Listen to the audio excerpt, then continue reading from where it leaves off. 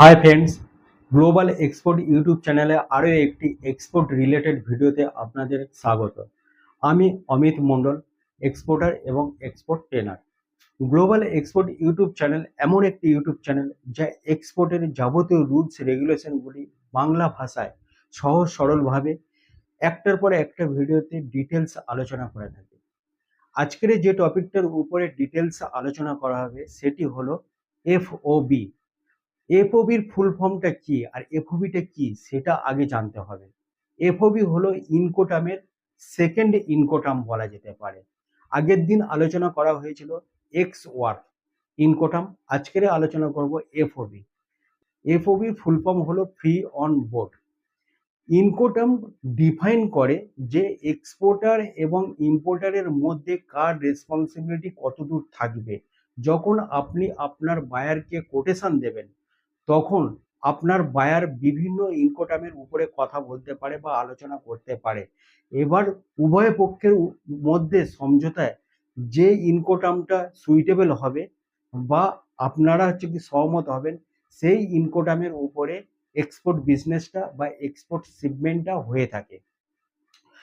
আপনার বায়ার যদি বলে যে আপনার গোডাউন থেকে আমি মালটা নিয়ে আসবো, তখন তার একটা প্রাইস হবে।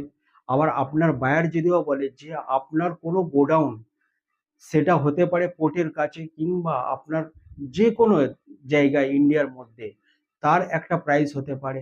আপনার বায়ার যদি বলে যে আপনার পোর্ট থেকে আমি কি মালটা নেবো, সেখান থেকে কিন্তু কি আলাদা একটা কস্টিং হতে পারে। বা বায়ার যদি আপনাকে বলে যে আমার দেশের পোর্ট পর্যন্ত আপনি পৌঁছে দিন, সেক্ষেত্রে কিন্তু একটা প্রাইস হতে পারে।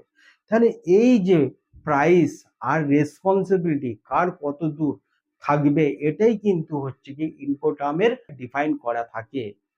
এইবার এফওবি ইনকোটামে আপনার রেসপন্সিবিলিটি কি আর আপনার কি কি কস্টিং হতে পারে এফওবি ইনকোটামের, সেটা নিয়ে আজকের আলোচনা করব।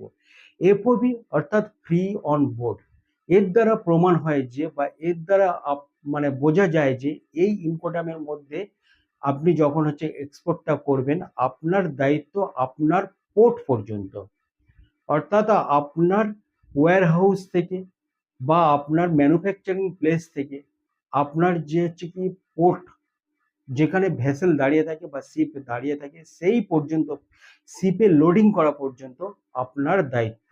শিপে লোডিং হওয়া পর্যন্ত একে বলা হয় ফ্রি অন বোর্ড।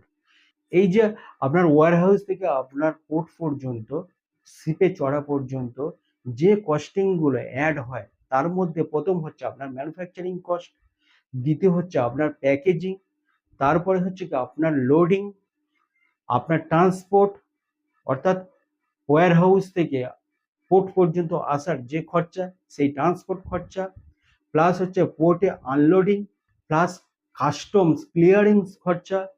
এছাড়া সিএইচ এর চার্জ, সিএইচ একটা চার্জ ধার্য করে, সেই সিএইচ এর চার্জ, যাবতীয় খরচাগুলি অ্যাড করে তারপরে আপনার যে মার্জিনটা, প্রফিট মার্জিন, সেটা কি 10% হতে পারে, 20% হতে পারে, আপ টু আপনার নেগোসিয়েশনের উপরে আপনি কত পার্সেন্ট প্রফিট নিয়ে এক্সপোর্টটা করবেন, সেই চার্জটা বা সেই কস্টিংটা অ্যাড করে সমস্ত কিছু আপনার হলো এফওবি। এটাই আপনার বায়ারকে সেন্ড করতে হয় বা আপনার বায়ারকে পাঠাতে হয় যে এফওবি প্রাইসটা এত ডলার এসছে বা এত আইএনআর এসছে, সেটা আপনি কি আইএনআরটাকে কি ডলারে কনভার্ট করে দেবেন, দিয়ে আপনার বায়ারকে আপনি প্রাইসটা দেবেন। এই হলো টোটাল এফওবির ফর্মুলা। আশা করি এফওবি সম্পর্কে আপনারা পুরোপুরি জানতে পেরেছেন বা বুঝতে পেরেছেন যে এফওবি ইনকোটামে কিভাবে কাজ করা হয়। আমার দেওয়া বিবরণ যদি আপনাদের পছন্দ হয়, তাহলে চ্যানেলটাকে সাবস্ক্রাইব করবেন, বেল আইকনকে প্রেস করবেন এবং ভিডিওটা আপনাদের রিলেটিভ ফ্রেন্ড সার্কেলের মধ্যে বেশি বেশি করে শেয়ার করবেন, যারা এক্সপোর্ট ইম্পোর্ট বিজনেসটা শিখতে চাচ্ছে, বিশেষ করে বাংলা ভাষায় সহজ সরলভাবে। হাতে কলমে আমরা এক্সপোর্ট ইম্পোর্ট বিজনেসটা ট্রেনিং দিয়ে থাকি। আর এক্সপোর্ট রিলেটেড কোনো জানকারি যদি নেওয়া থাকে বা আপনাদের যদি কোনো কোয়ারিজ থাকে, নিচে দেওয়া নাম্বারে আপনারা ফোন করতে পারেন। আর ট্রেনিংয়ের জন্য আমাদের কাছে হোয়াটসঅ্যাপ কল করতে পারেন কিংবা হচ্ছে কি যোগাযোগ করতে পারেন। নমস্কার।